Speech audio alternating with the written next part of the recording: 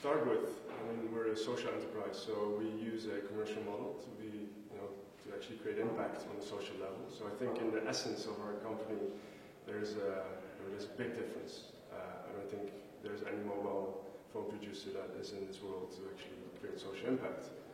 Having said that, we're also, you know, probably the smallest of all the phone producers in the world at the moment, which has advantages and has disadvantages to be able to create a difference. Because our goal, you know, the impact I'm talking about, is to actually inspire the whole industry to do differently. So we can, you know, what we're looking for is best practices we can put into the phone, and we look, you know, we look at the business models, how you behave as also as a phone producer, and I think, you know, the good thing about being small is that you can do stuff like, well, you know, take something from a mine in Congo, trace it all the way back to the phone, and then, you know, while you're going to produce it, you just say use this mineral and not that mineral, or this solder paste and that solder paste. So we can actually have more control over the supply chain. But on the other hand, we have less control over the supply chain because, you know, we don't have that leverage a big company has, and we cannot say, you know, you have to do it this way or you have to change that.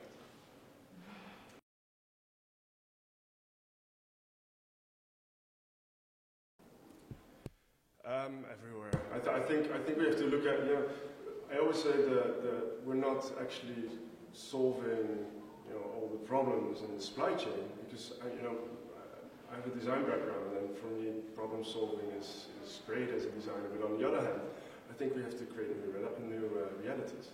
And I think the main problem about, you know, about all the things we see and all the issues in the supply chain is inherent to our economic system. So in a way, what you want to change eventually is the economic system. And I think that's where the biggest challenge is. The biggest challenge is how do we create an economic system in which social values are important as profits or cost reduction. I mean, you know, division of labor is one of the main issues. So, and transparency, invisible economies. You know, what do we know about our products? So I think we need to get to this transparency and really change it to the root, which is our economy, and that's the biggest challenge. So where we are at the moment with production or with the development of the phone is that we're just starting. We don't even have a production. You know, we've sold a lot of phones, but it's just, you know, it's a very good statement that people actually show that they want something to be different. But we've managed to get some of the things done. I mean, we are able to get conflict-free tantalum from Eastern Congo in our phone. We are having conflict-free tin, solder paste in our phone. We are taking back 100,000 phones from Ghana, which are marked as e-waste, which you can't recycle there. We're using open source software where people can actually install an operating system.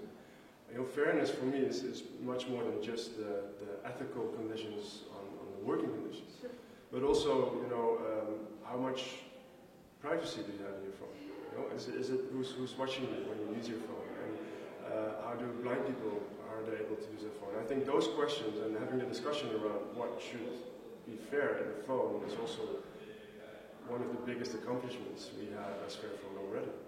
Although we don't even have a product. So.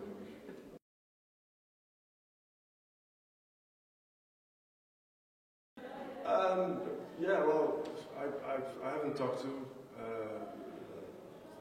I've talked to some of the big players, and like I said, the reaction of the big players is you never know for sure, but like, okay, so let's see how we can collaborate to take these steps further. And they also see, like, if you look at for example, the operators we talk with and how enthusiastic they are about what we do.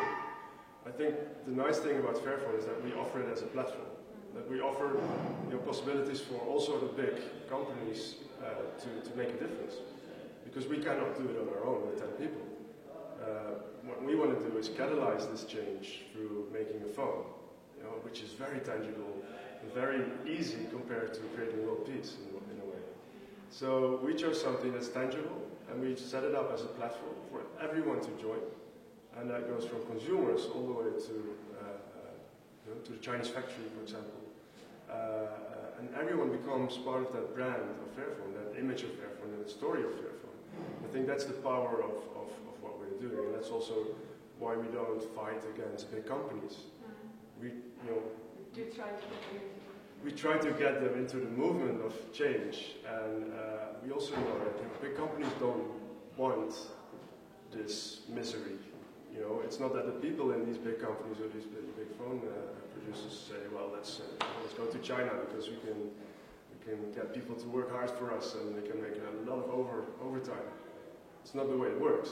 I mean, it's part of the economic system we work in, but they do have a responsibility.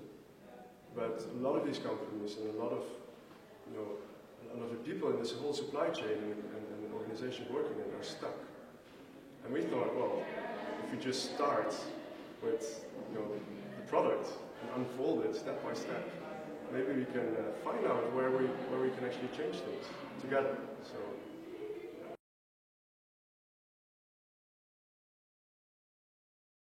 In the store,